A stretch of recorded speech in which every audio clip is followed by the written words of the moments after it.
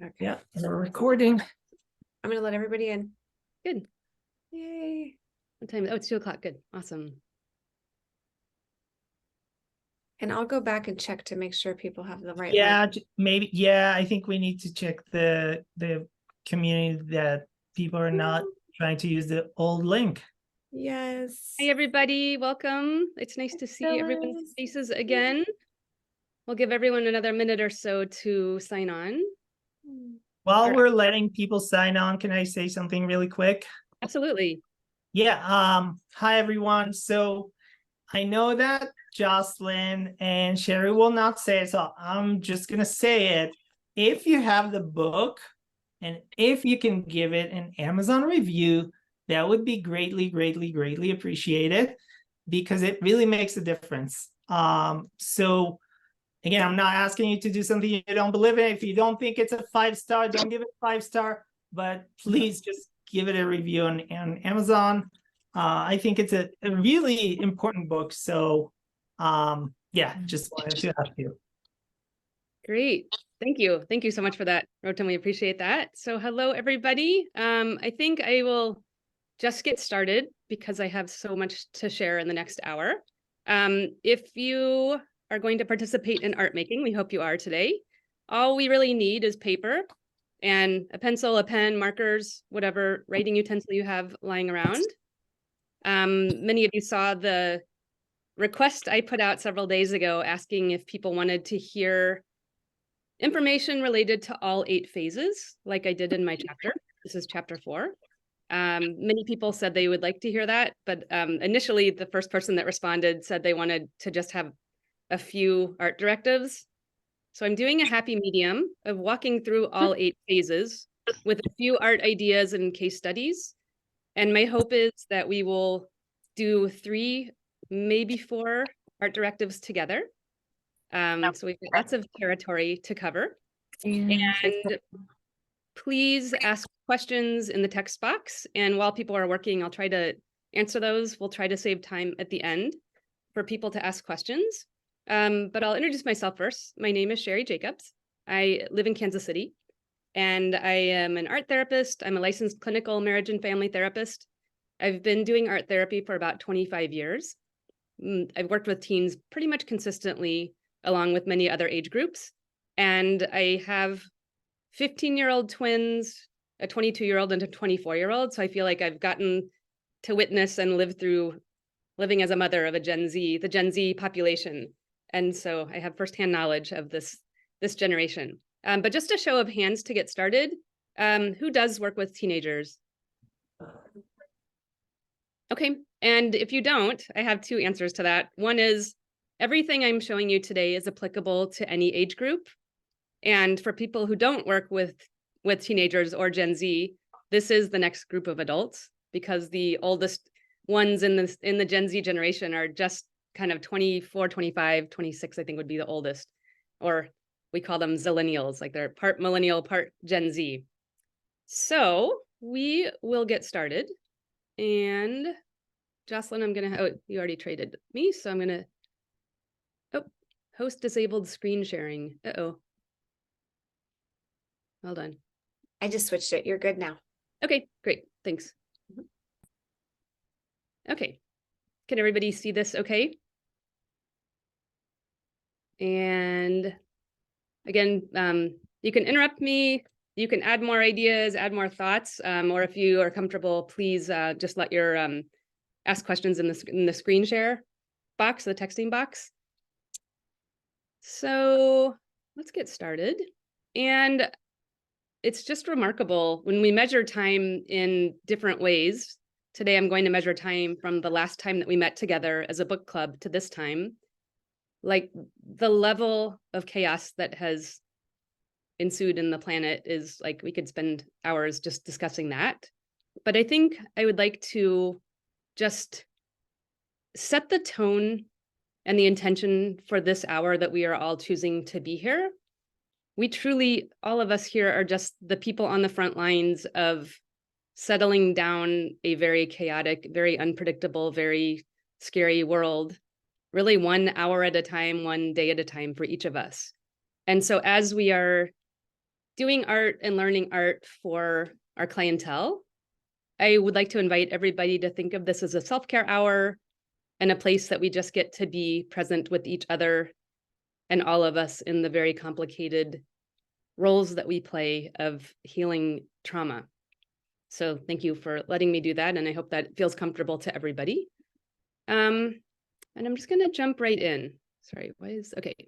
So I also could spend a lot of time, hours and hours and hours, just discussing the problems that define Gen Z. And just to clarify, Gen Z, the timing of Gen Z would probably, depending on different entities that you ask, identify a generation that was born anywhere between 1996 to 1998 and up to about 2008, 2010. Those numbers are loose because it's just calling a generational thing. But what we know is really it's a 21st century generation that has many, many, many things outside of them that they have been dealing with. This was already a problem preceding the pandemic, especially with the loneliness, the social anxiety, the isolation, an era of hopelessness, and suicide rates going skyrocketing. The pandemic really just exacerbated all of these issues. I write a lot about it in the chapter that I wrote of chapter 4. The year that we were writing it, the book, I had to keep going in every month and changing the statistics because they were changing so fast. Sadly, not in a good way, especially with suicide rates and suicidal ideation based on like reporting from ER visits. And sadly, I would say in many of you who work with teens, things haven't gotten much better. So I'm going to skip over the slide, but if you want any resources, I'm happy to provide them. Please text me or I'll give my email address at the end. I think many people have my email address. So I'm just going to jump right in. And so as a creative arts therapist, I find that this generation, sitting for an hour, talking for an hour, engaging in eye contact for an hour is a very challenging thing.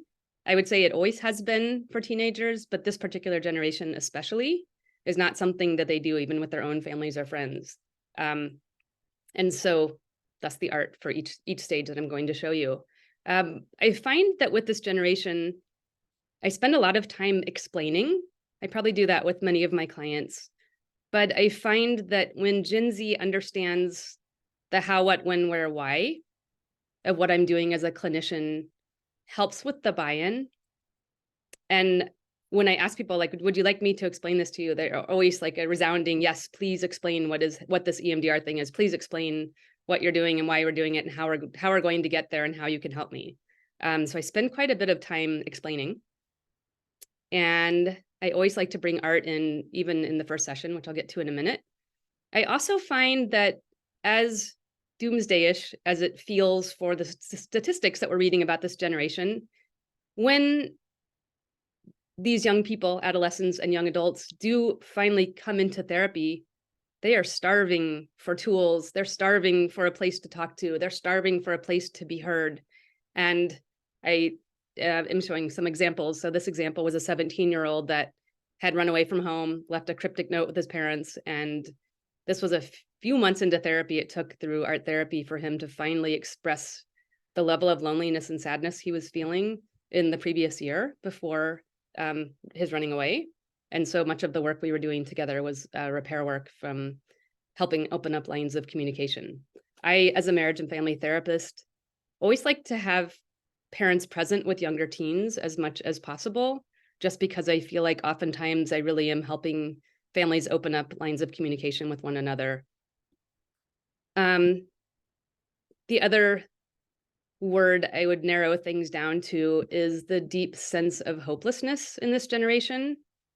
It feels so palpable, and even just raising my own children, like it feels like every happy thing we did, even at the zoo, looking at animals, there was always a doomsday note at every single thing, and every corner you turn of like, here's the tigers, but did you know there's only a few tigers left in the world? And it's so disheartening. So it feels like their entire lives were built up on this era of hopelessness. This was an image that I put in of a client I worked with I started working with her when she was about 15. She had been sexually assaulted at age 12, never shared it with her family, had started dissociating as a coping tool.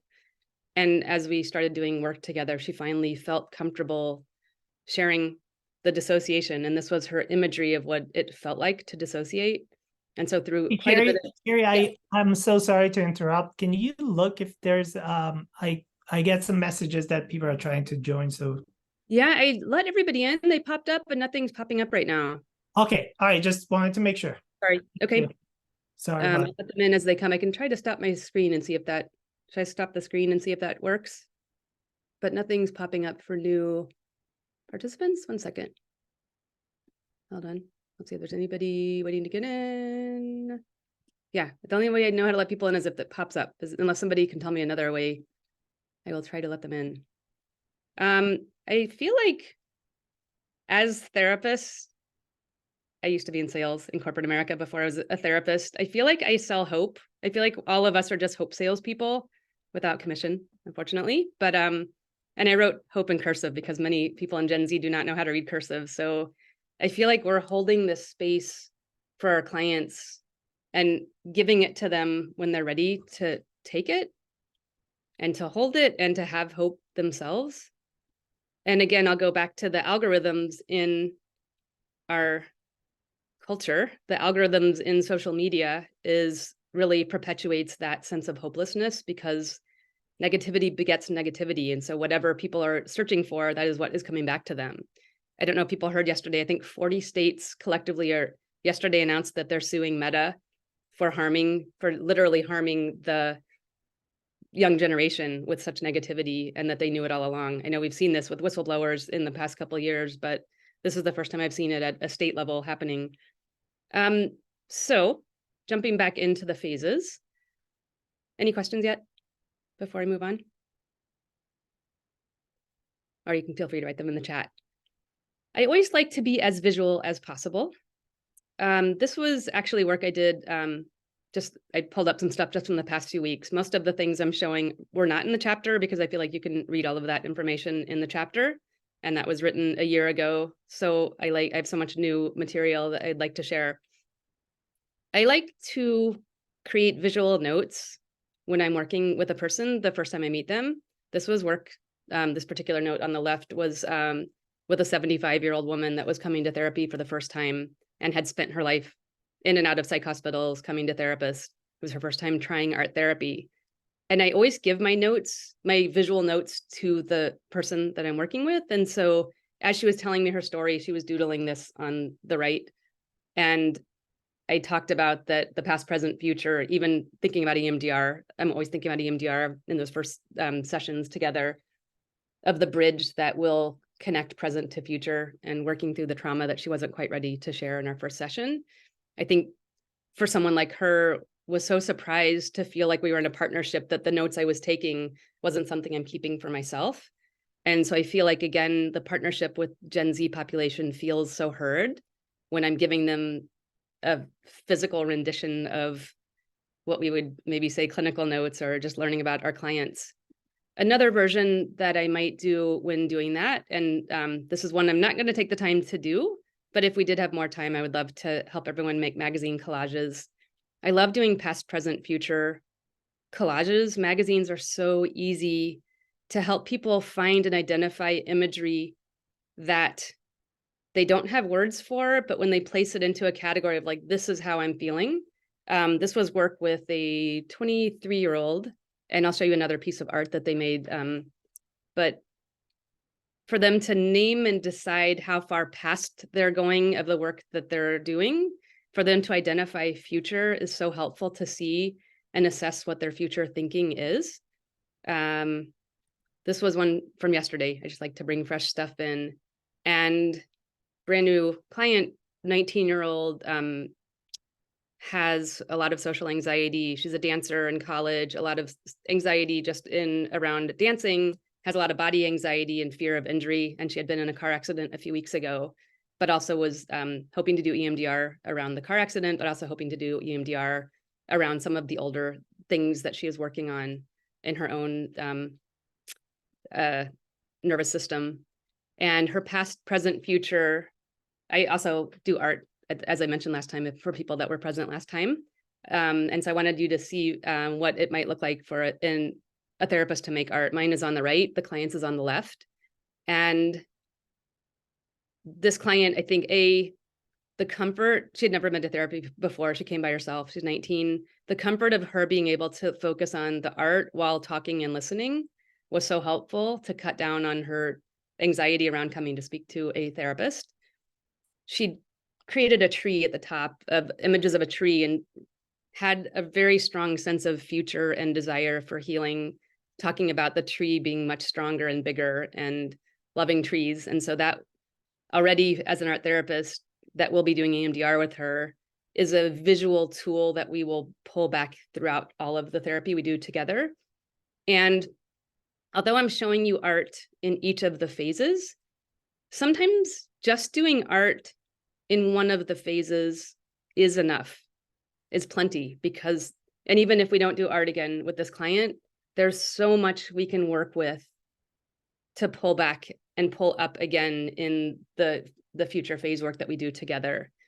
And again, like with my visual notes, showing my version of what she was sharing and my collage of what she was sharing, I think she felt so heard.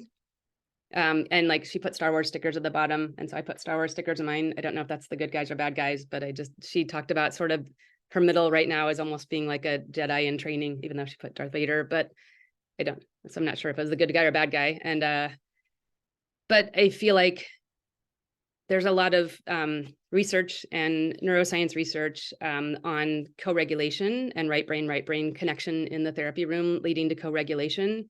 And so even if you don't feel comfortable doing art, I feel like if you are engaging in something similar that your client is doing, it can offer a space for that co-regulation. This is my art I made for an art show. It's called Reclaiming Ownership Over My Measuring Sticks. And the other piece I'm seeing that I saw even when I was writing the book and even before this was clients in this generation being very stuck.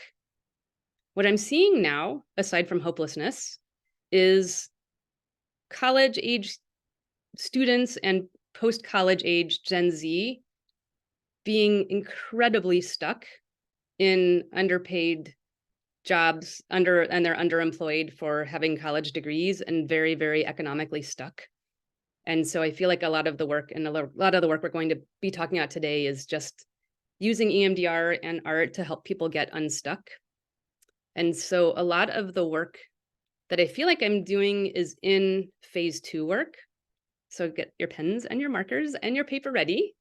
This is going to be our first directive. And the collage work I showed you of the past, present, future of those little booklets, this was probably maybe 3 or 4 sessions in with that client.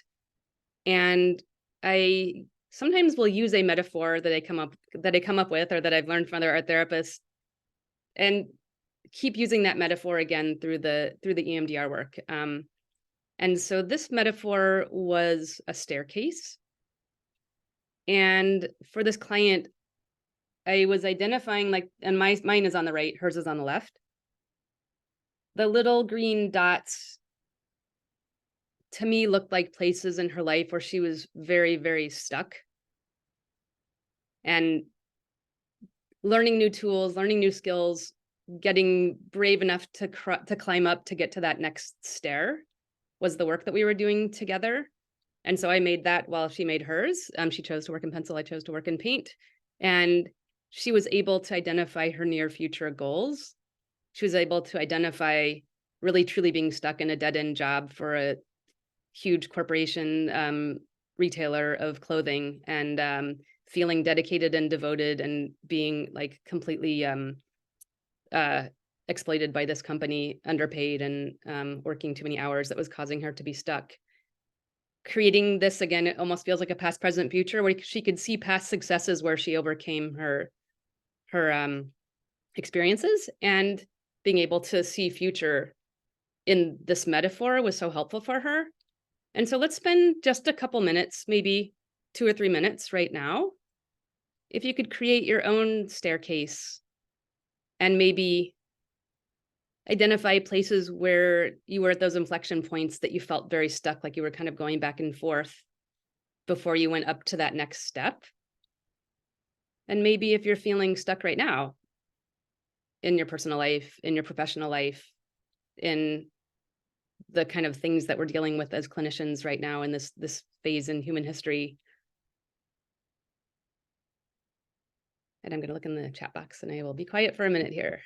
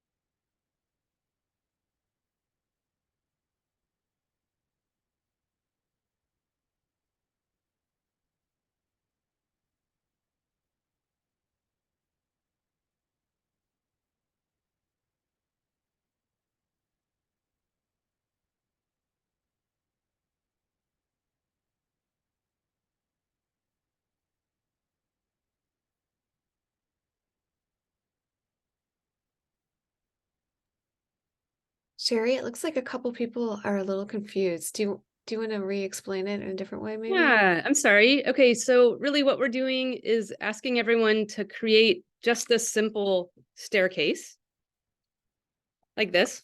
Super simple, super easy if you can see mine. And we're using that metaphor and really thinking about these places when we have kind of gone up the stair, gone all the way across, and we're stuck, maybe because we haven't figured out the tools or the strength or the things we need to get up to that next stair for whatever it is that we are working through in our lives. For my client that I just showed you, hers was getting unstuck from being employed and underemployed as a college graduate working in a retail job. And this tool was so helpful for her. This visual was so helpful for her, recognizing that there was some work she needed to do. And then my invitation is for everybody to maybe do that in your own things, with maybe things that you're working through personally or things you're working through professionally, or even just kind of the bringing art and creative endeavors. If this is something new for you, bringing this into your work that you do, that might be an inflection point of feeling stuck and wanting to know how to do that.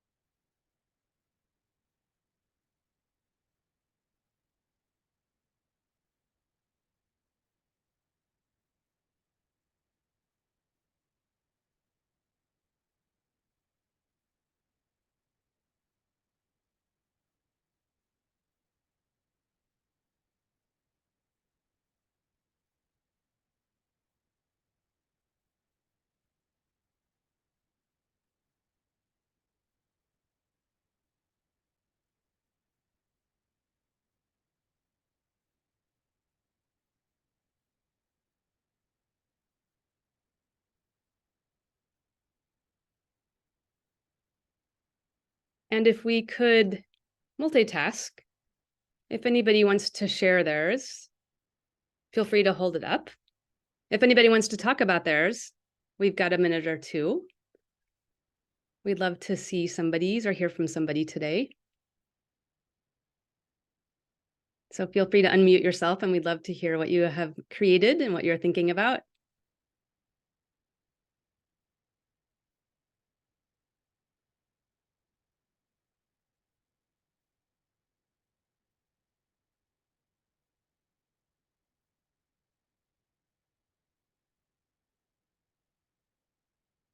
Anybody? Yeah, Jen?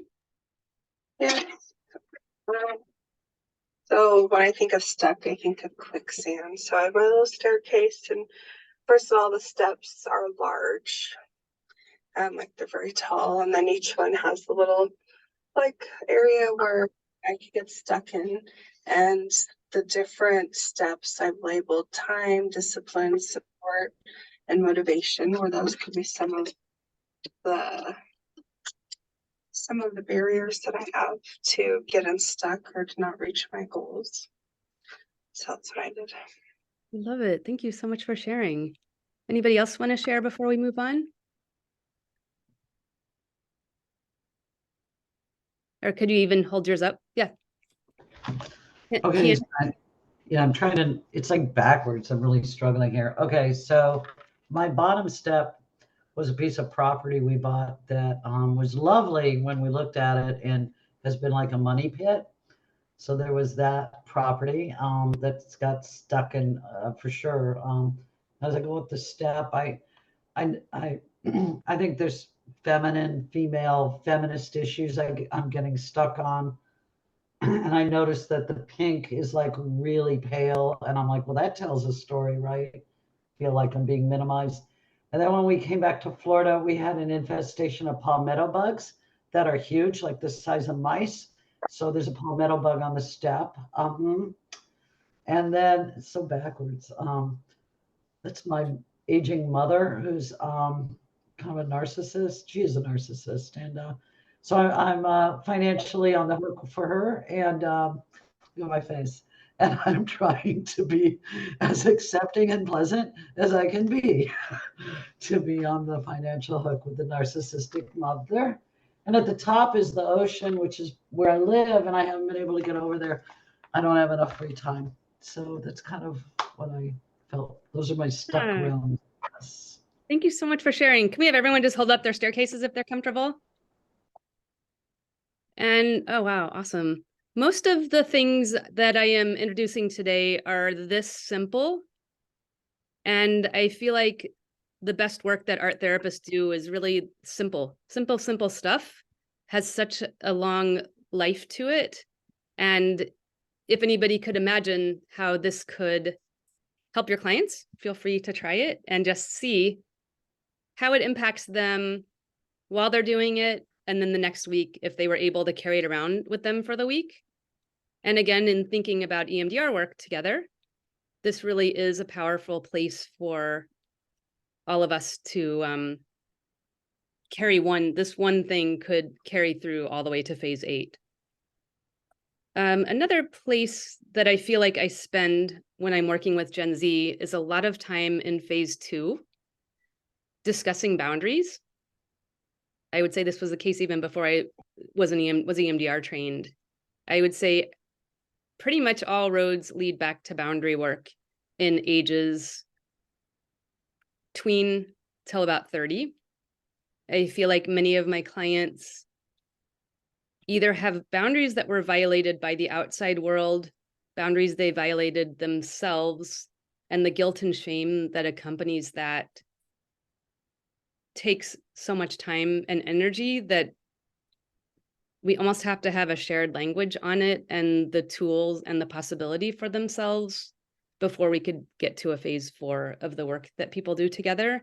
And again, just a show of hands, anybody do much boundary work with your clientele, with your young clientele? Yeah.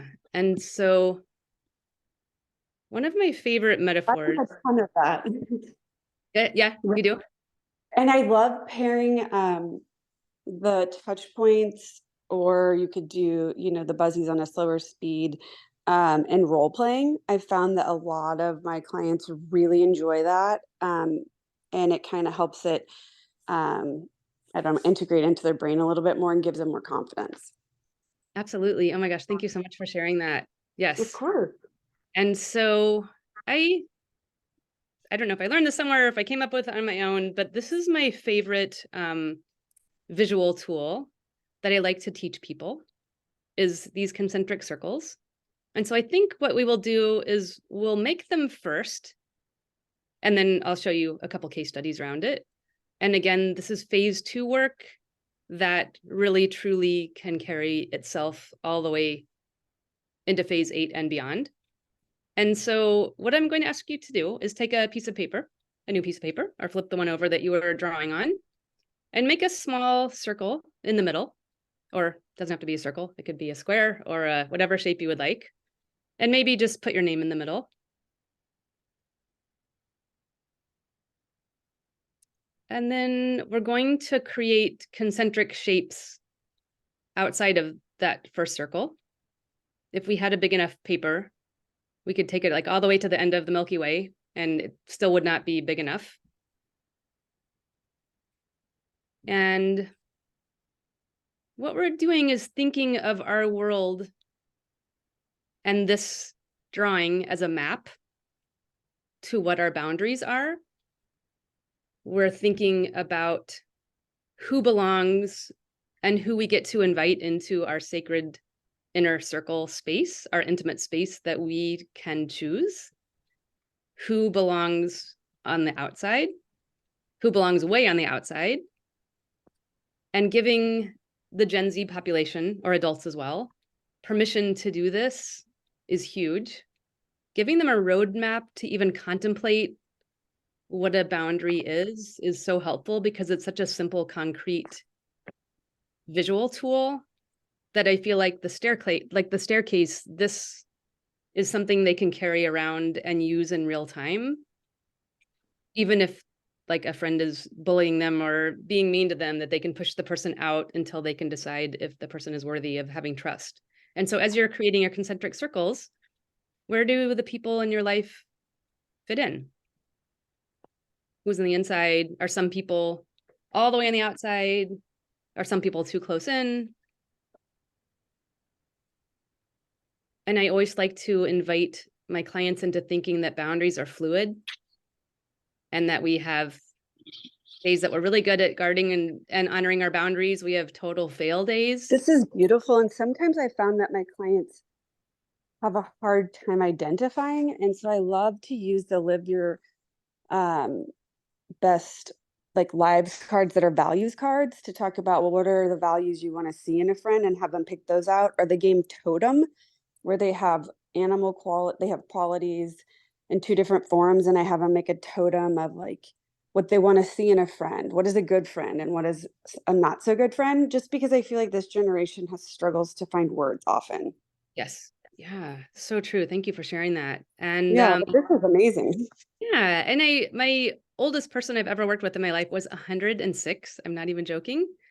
And working in a nursing home, a retirement center, I feel like even their boundaries were a very big topic because everything people had known up until they moved into a retirement center, they had to start from scratch of what their boundaries were in terms of asking for help, living in a public space. And so I feel like it's a lifelong journey, which can help cut the shame down, the shame and guilt piece around people's boundary violations that they have brought upon themselves. And so if people are comfortable, again, holding up their art, that would be great to see it. Nice. I love it. Oh my gosh, that's great. Does anybody want to share how you might use this or how this is helpful for yourself if this is a new topic, new idea? Anybody? I think the graphics really make it just more accessible for the client, just to really, and it gives more structure to the thoughts. So Yeah, thank you for sharing, Phyllis.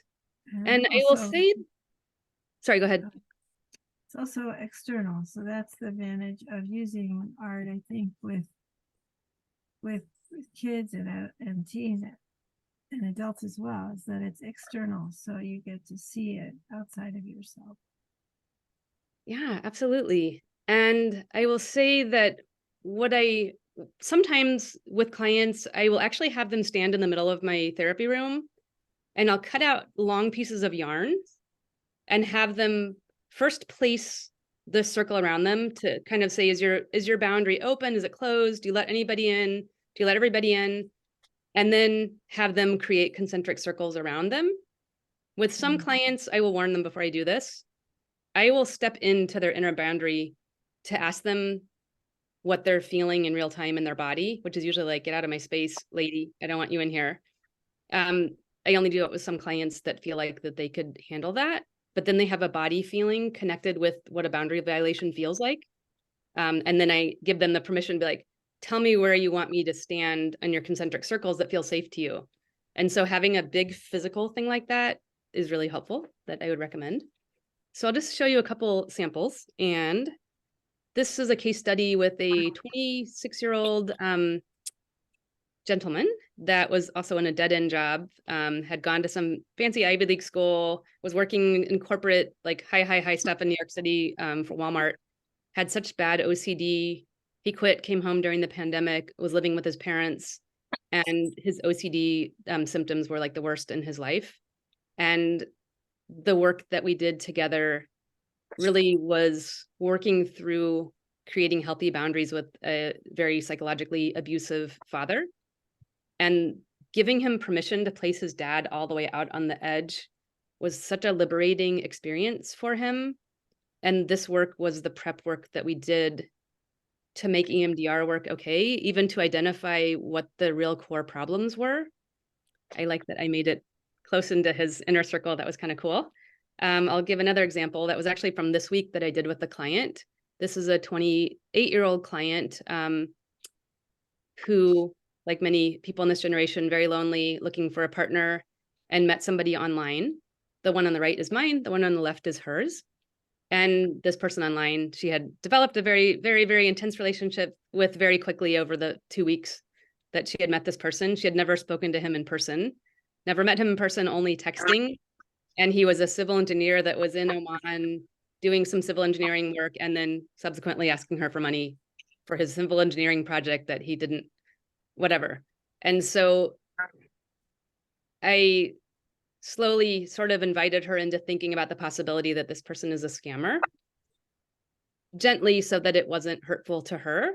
This map was so helpful for her to look and see where the guy should be in the map, which was the green on the outer concentric circle, and where she had let him go into very quickly, which was that green on the inside of her circle on the left. And the other people that she listed were her close friends from her lifetime that really lived there. This map was so helpful for her to contemplate how to recognize that he was a scammer. And just another example of how these boundaries and boundary tool could be used. So hopefully that's helpful for everybody. I'll move along because we're running out of time. And Can I tell you one book I love? I don't want to interrupt that I yeah, use with please. this too. I was trying to figure out a way to put it in the chat, but I'm technically challenged. It's called The Circles All Around Us. And I love using it with people when we're discussing that. And it seems like it would be the perfect marriage with your activity. Yeah, this is my other new favorite author. Her name is Faith Harper. She has a whole series of like 15 or 20 books called Unfuck Your whatever. And this is I love it. Unfuck Your Eating, Unfuck Your Body. But she has one called Unfuck Your Boundaries. It is the best book I've ever read on boundaries. There's another, Awesome. I don't know why all the pop culture books these days are using the word fuck. There's one called Unfuckology by an investigative journalist, actually very smart, named Amy Alkin, and talks a lot about boundaries as well. So I would recommend both of those. I'll write those in the chat box later or in the email later. So moving on to phase 3, I was trained initially in EMDR by Roy Kiesling. And I know Roy Kiesling has his own sort of model of creating these cones. And as young people that really prefer and like visual tools this is my dry erase board. And this is kind of messy. I apologize. I'm a lefty. As we are getting into a reprocessing session, the session before, I will often help map it out using Roy Kiesling's cones of like the negative cognition side on the left, the positive cognition side on the right. I brought this one in again because I find Gen Z money and independence and just trying to make ends meet is such a gigantic topic for them, and people feeling very stuck in multiple jobs and trying to pay their rent and everything that they're trying to do as young adults. I carried this into phase 4 as well. And again, I'm showing this slide specifically because of the staircase. So I brought the staircase back in, if you see that green at the bottom of this slide, as a visual tool to help my clients see the past, present, future, the past successes they've had, the potential for future. And again, this sort of like, I'm not enough, was never enough, that feels like a topic that is ever present amongst this generation, of feeling very insecure, very insecure about themselves. Just a show of hands, has anybody used that Roy Kiesling model before, of visualizing and showing your clients that? And I often feel like so much work happens between phase 3 and phase 4 of this visual tool, of almost consolidating the information into a nice sort of tidy boxes, helps them think through things. And then I write it up on the board again for them. And sometimes I'll bring art in that we did in phase 1 or 2 or 3 to look at while they're doing a reprocessing phase. If I had more hours, I wish I could show you more work like that, but I'm just going to skip over these. And oh my gosh, we have 15 minutes left. So this is a place I feel like most of the work with Gen Z, I had to sort of switch things up with the 8-phase model, because I feel like Shapiro's original work, the assumption was that going from phase 4 to phase 5 was plausible and not that difficult.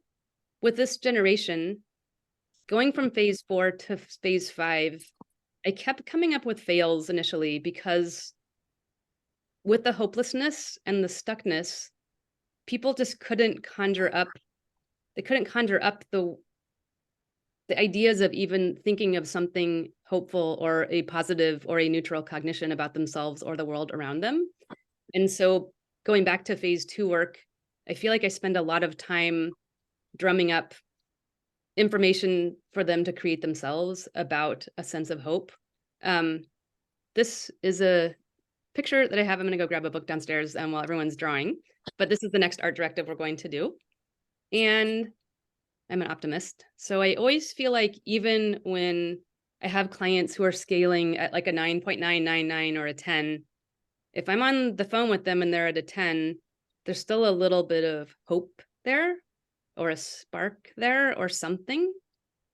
And so with my clients, I'll often ask them, like, if the page was your world, how tiny or how big is your inner spark?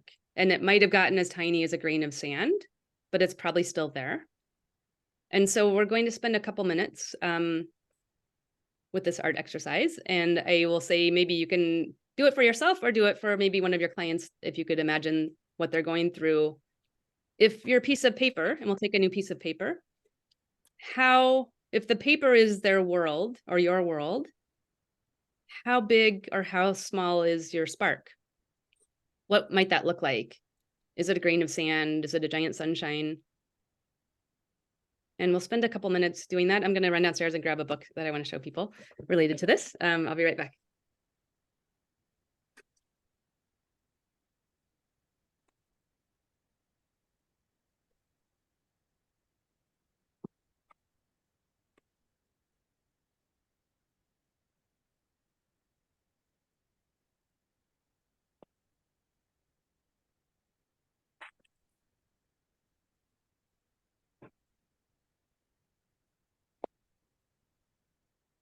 I'm going to stop sharing.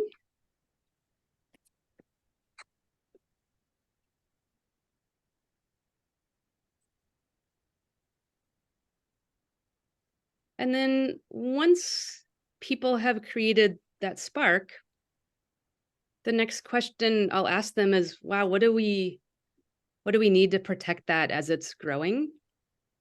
Does it need a fence? Does it need protection?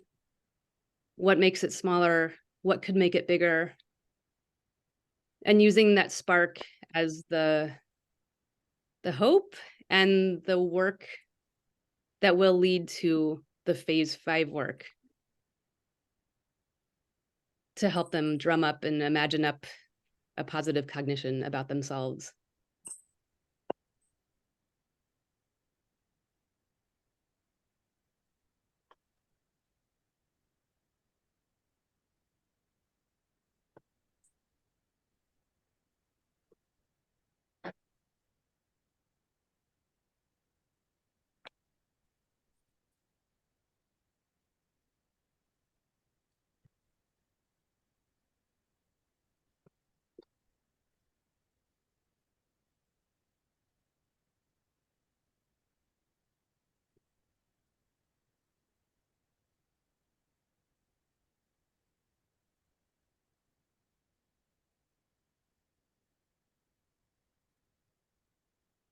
I'm going to talk while everyone's working, if that's okay. But the imagery I showed you on that slide was from a little book I wrote with a rock band. That there's a famous rock band in my city named Making Movies, and they started a 12-week songwriting program for teenagers, Irish teenagers, called the Rebel Song Academy. And so I wrote the art therapy curriculum. And so that slide was from one of the pages of my book that I like to give it to my clients that aren't doing the music program too.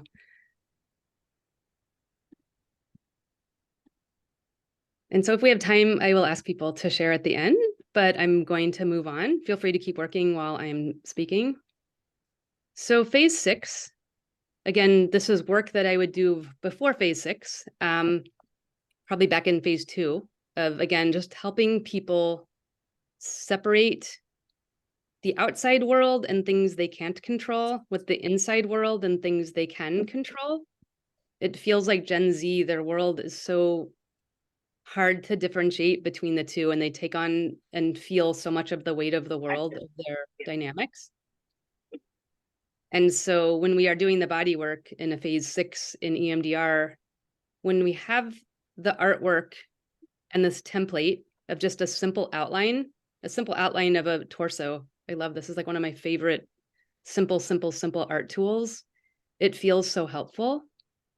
And even like, I think I drew the one on the left. I had a client draw that one on the right, of talking about breathing and using the power that we have to override our system with our heart, that we have control over our organ of our heart by calming it down. But people often feel so out of touch with their bodies that they often don't do neck down. Many people in this generation, or they just can't see, they can't separate their world from the inner world from outer world. I don't know if other people have observed this. Phase 7, I found, I don't know if other people have seen this in EMDR, that I don't know why, maybe there's research on this, but there's surprisingly not very much research or written literature on working with adolescents in EMDR. But I have observed over the years that in the 24 to 48 hours following an EMDR session, teenagers feel more discombobulated than adults. Anybody, like, show of hands if you've observed this or witnessed this? And so in the phase 7 work that I do, I always give an invitation to the client and to their parents, if they're living with their parents, to expect erratic behavior, to expect a lot of anger, feeling discombobulated. It was 30 miles to him. Oh, Mom. Oh, I saw. It was 30 miles an hour. You could, Negative. Can everybody. Sherry, you can mute all on the side. Okay, thanks. Sure. They did it. Okay. And so I'm showing some imagery of this client that drew kind of their world falling apart, like inside of an apple core. And then the week they came back, they showed the mom and me, this is a 17-year-old, what it felt like. And the mother was like, oh my gosh, I knew it. This is the end of the world. Look at that. You must be suicidal. As the therapist, I got to help alter the narrative of like, wow, this kind of feels like a death and rebirth thing. Like he's destroying his old world, and like, let's turn the page. Let's draw together, or let's have you guys draw together what the next narrative might be like. What's replacing the destroyed Apple world that he didn't want to be part of? And they came up with this incredible art, or he started this art of this tree that was coming and growing out of the previous image of the apple. You can see the tree growing out of the top. This became the tree that was growing, and mom was on one side and he was on the other side. And they were either going to walk across the branches to communicate, or the mother had drawn art of butterflies or used butterflies to deliver messages to each other, rolled up messages, which was really powerful. And so giving families and teenagers that permission to fall apart almost changes the narrative that like there's a reason why they get to act out or can act out. And it almost helps with the EMDR to consolidate whatever learning and thinking is happening, but really almost to set a new tone that sometimes teenagers can act out, and many families that don't allow for that to happen. And then finally, phase 8 reevaluation. If I had more time, I would share a lot more. I mentioned in the last session, if anybody joined us in the last session, that if you are nervous about adding art into the EMDR process, I was very nervous when I first started, thinking I was going to mess up the 8-phase model. Phase 8 felt like the safest place to bring art in. To me, it feels like, especially with young people, the most powerful place to bring art in, because they can really truly add and name and like visually share what kind of change is taking place in them. If you remember the picture I showed at the very beginning of the teenager that was dissociating, this is an image that she made towards the end of her therapy and was in such a better place. She had worked through so much and done so much EMDR. We did quite a bit of EMDR together to process through many, many things, but her organized self, even like when she has hit chaotic times, her overall experience, like her brain is so much more organized, if that makes sense. And so I will stop sharing. I wanted to kind of zip through that so we really hit all 8 phases. But what kind of questions do people have, or thoughts or ideas or anything you want to share? Erica? What kind of prompts do you use for the phase 8? So depending on what people are into, sometimes I like, for girls, sorry to be gender stereotyping, making little jewelry or amulets to honor the growing that took place. Some people that don't like to do art, we might keep it simple. But the prompts are usually just like, how do we honor this new self, the new feelings that are emerging?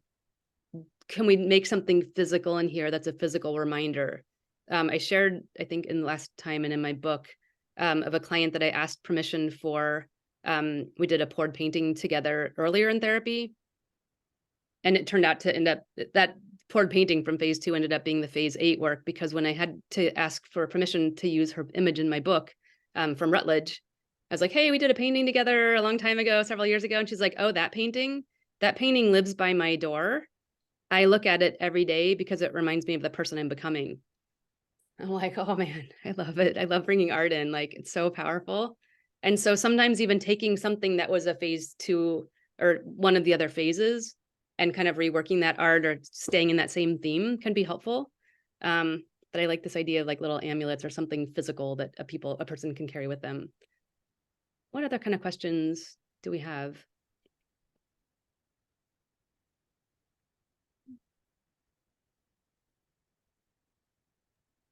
Or thoughts or ideas or... I have one comment on how you opened, talking about Generation Z and how what they're dealing with. It made me think about the popular movies, and I don't know if it's considered Gen Z, but thinking about things like Hunger Games. Hunger Games, yeah. And comparing that to like when I was a kid in the late 70s, early 80s, 90s, and what was popular then, how the media themes are all very apocalyptic.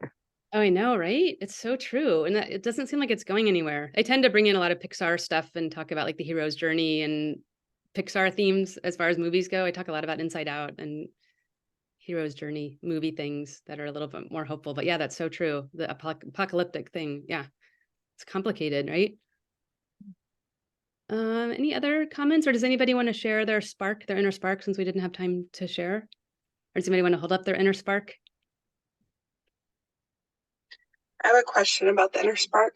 Yes. So tell me again, what does it represent? What is, if we were going to replace spark with another word or words, what is it supposed to be? Yeah. And I would say like core self, earlier version of a time when a person felt differently, or I don't want to say happier, but when things felt differently, what might that have looked like? I did give an example of this in my chapter of talking about a client that was extremely, extremely, extremely suicidal and was recovering from an addiction. And his spark, he identified, was like the tiniest ember. That was his core self, was a tiny ember that was about to go out. And we did a lot of work together. Thank God he's sober now 3 years and still coming in a tiny bit here and there for therapy. And he identifies his core self as a raging fire now. And it was a great metaphor for him to carry with him. And so I thought we were just using it for like that little stretch of therapy, but has continued to remain ever present with this client. Other questions, other thoughts? We've got a couple minutes left. Do you ever do art in phase 4? Or Sometimes just I do. And I will say that many art therapists, I think when many art therapists learned about coloring, we're like, oh, I learned about EMDR, we're like, coloring, it is a bilateral rhythmic stimulation. I gave an example in the chapter of having art sitting out, doing the buzzies with a client, a teenage client, and they kept changing their art as they were changing their thoughts and changing their cognition. And it was such an interesting art thing because at the end of the art, at the end of the reprocessing session, this client never wanted to share with their parent. And they're like, let's share everything that just happened because this is really important stuff. And so he was changing his art as we were working. That I think is a little bit trickier because there's so many pieces going on. I don't know if I'd recommend trying that until you get more comfortable adding art into the other phases, just because it feels like there's too many pieces, and knowing the right material, the right media to use to hold that space. Because what we know as art therapists, we really truly think about the medium that we're using, because the art medium can elicit or can contain. And it takes a lot of practice and trial and error and understanding the properties of materials. Like clay and paint would be at one extreme of like that it elicits too much and elicits a lot, to as opposed to like a pencil or a pen contains. And so knowing the right material to be using in a reprocessing session, I think is sort of like, we don't want anyone to do it, I don't want to say wrong, but to have it get in the way of the work that EMDR work can do in that reprocessing phase. So I would stick with the other phases first. So we've got 1 minute left. Any final thoughts? Was this helpful? Will people use this? Yes.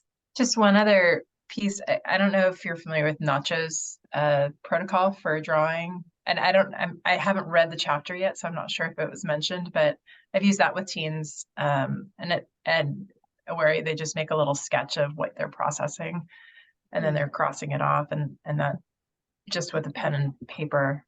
It's so cool that art can be added in, right? To visually change like what's changing in their heads. So thank you everybody for today. I hope this was a helpful hour to just give us that space to just connect, to get new ideas, to help as we are on the front lines of healing a complicated, chaotic planet and group of people that we call Earthlings.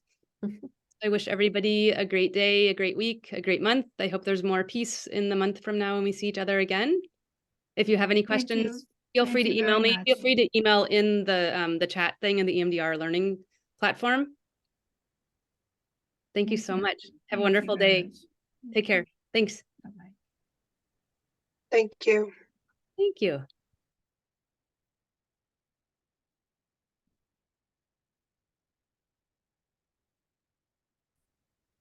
Hi. Oh, maybe there's one more Let's person. stop recording. You want to stop recording? Yes. Awesome. Okay. Do I have the ability or do you? Let's see. Maybe I do. Oh, you have to make me host if you want me to stop. Okay, I'm stopping.